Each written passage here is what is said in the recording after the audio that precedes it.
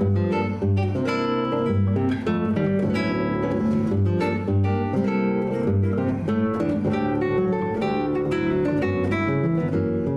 Ann Alexander, hi, and I'm a sculptor, and I work in wood, stone, and clay, and I'm always looking at nature to get ideas. I tend to start out by looking at things in nature around me. I have a garden, vegetable garden, so I love the weirder the shaped veggies, the better. When I'm on hikes, I'm always finding little seed pods, acorns, nuts. I guess I had a garlic in my cupboard once that started to sprout a little green tip, and I pulled out some clay and looked at it and sculpted it.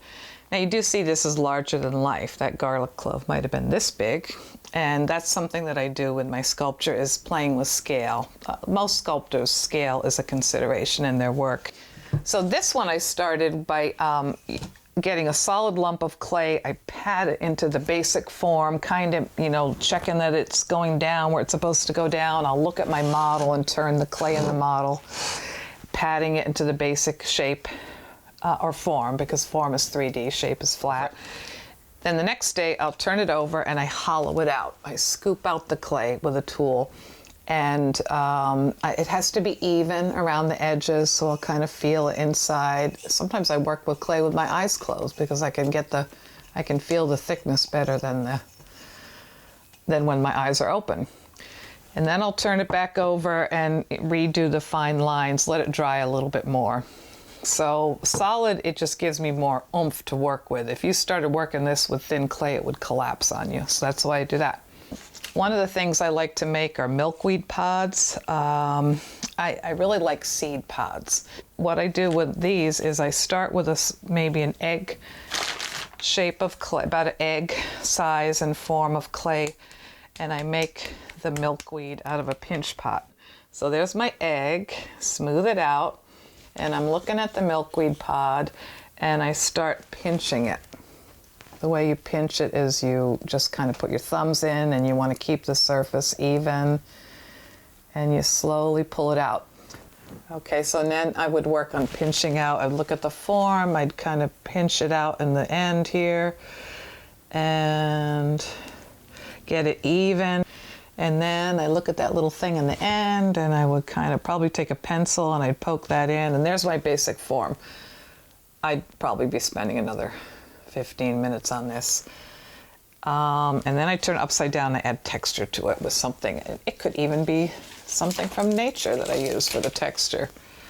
Oh, look at that little tip there. Maybe I'll poke that in for oh yeah, that looks cool. My milkweeds, it's a series that I do. I sell these at art craft fairs. People love them. People love milkweed. People love acorns too. So there, that's how I would do that. This is a plaster mold, and sometimes for the things that I make multiples of, I will make a plaster mold. So this is a mussel. It's one of my popular sellers.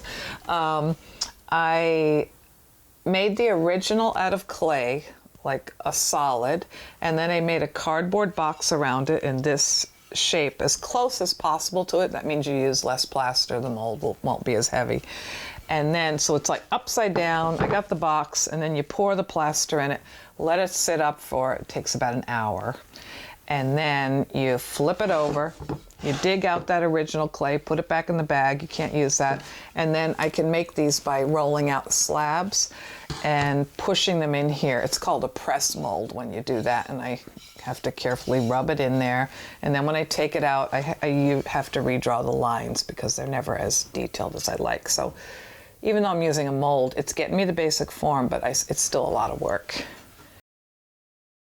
I got a Fulbright to go to the Dominican Republic and study the art of the Taino Indian and their artifacts, and to make a body of related sculpture. Well, I found these little stone pedal forms in the markets. They were selling them, and they were ancient hatchets, handheld hatchets that the Taino Indian would use, and they were made out of a harder stone.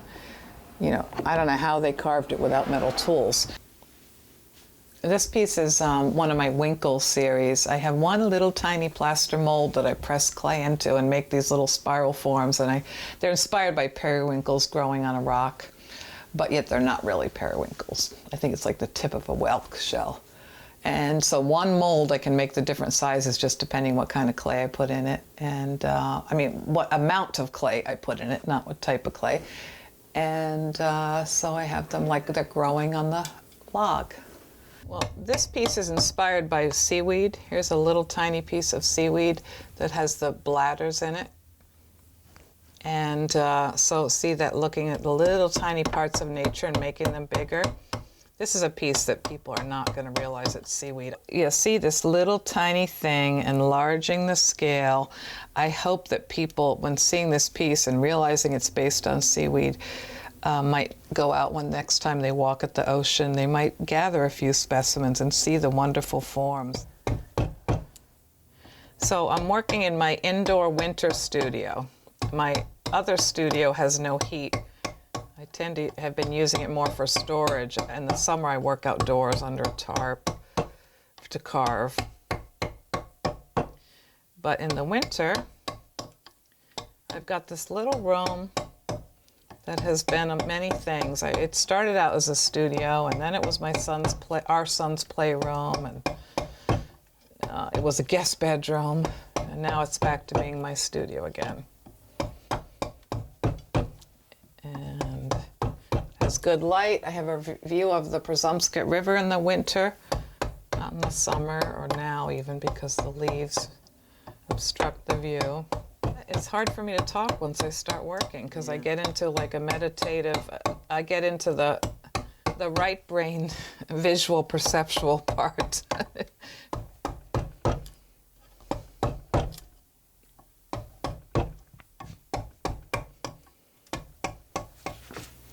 These are chisels that I use to carve the wood, and I remember when I was in my 20s, I would allow myself to buy one every year. So now I have a lot because I'm old, and I don't buy one a year anymore because I've got pretty much everything I want. Although every once in a while, there's something I'm trying to do with the wood that I don't have quite the right gouge. Carving tools, when they're rounded, they have a little curve on them. That's called a gouge. It's not a chisel. Chisels are flat. Gouges have a slight curve, and that keeps it from the corners from biting into the wood and getting stuck. They come in different sweeps. So see, one has a deeper curve than the other one. There's about 10 variations, I think. This is honing. It's keeping the tool sharp. So it takes hours to sharpen a chisel or sharpen a gouge. But once you get it sharp, if you stop and strop, it will stay nice and sharp. And you don't need to go back and resharpen them unless you hit something, like hit a piece of metal or something, or hit the vise that you've got your work clamped into. That's from the honing of it. So now I'm carving alabaster. So I start with a chunk of stone. This is like midway through it, and I will show you a polished piece. We'll show you some finished pieces in a moment. So I like to carve alabaster with just a rasp, and it takes a lot of time, but this is not really viced in very well because you need two flat sides, and this is already at a curve. So, but once I get it clamped in there, I can really make a lot of, as soon as I do this, I'm getting warm. This is great work for cold house in the winter in Maine, because you warm up when you're doing this work. So form is really important. That's like the thing I look at in my work. That's what drives me, is form. So I'm trying to make a simple petal, I call it petal shapes.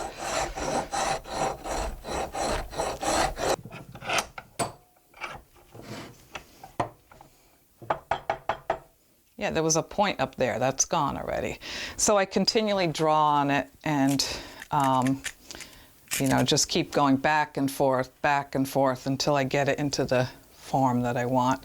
And these pieces are all about symmetry, so that's hard to make a symmetrical piece by carving. So we've got the chunk of stone that I might start with. Okay, we've got the rough piece of rock. This is actually a scrap. Oh, there you can see I already drew a petal on it that I'm planning to make. I could just make petals all winter. I might do that. Some alabaster is more translucent than other ones. Some are more opaque. So this is a very translucent pink-orange alabaster, I think this is actually called. And then working on it for a while. Well, this is just starting working on it, and there's a finished polished piece. And you don't really know how they're going to come out, the color, until you get it, you start polishing it. And I polish it with wet, dry sandpaper. So it's a lot of work to carve alabaster, but it's a very beautiful medium, so I can make these simple shapes, and people love them. Sometimes I repeat the same form in different mediums. So there's a little clay, it's actually a Havia pod, and they'd drop out of the tree, and each of these segments would split apart, and they'd make like a gunshot sound, a really loud sound. And so I loved that Havia pod, and that was probably 20 years ago when I saw that, and I'm still making them today. So there's one carved out of wood. This piece is called Floating Elongata. Elongata is a type of seaweed. Sometimes my work relates nature to the human body. I carved spirals into a trunk. Wow, look at this. I'll just have to get a good photograph of that. That's really cool. This is a studio. This is where I use my power tools because I make a mess. Just clean out a spot for me to work. Like, I have to make it so it's safe so that I can back up. I get everything off the floor, you know, when I'm using power tools. So here's some raw material waiting to be turned into sculptures. I do use an air compressor a lot when I'm carving my big sculptures, my big wood sculptures. And I put those in outdoor site sculpture shows where people walk along in a park. They might be up for the whole summer and fall, and they can kind of interact with the piece, walk among the different sculptures, touch them. It's public art, so I also do public art. This is a pneumatic carving tool, and they're actually made for carving stone. But you can get a wood chisel adapter, which is this thing, and you can put any carving gouge in it. You see I have a really big one here, so I can take away a lot of work. So I just go like this with the wood. Brrr, brrr, brrr, and it's like carving cheese. It just makes that wood move so easy. One cool project I got to do one time is I got a grant from the Maine Arts Commission to carve a giant acorn in Deering Oaks Park. And the park found me a big piece of oak from a tree that had fallen. They delivered it to a spot where I carved at the castle, if you know that, in Deering Oaks in Portland. And it eventually was sold to a private collector.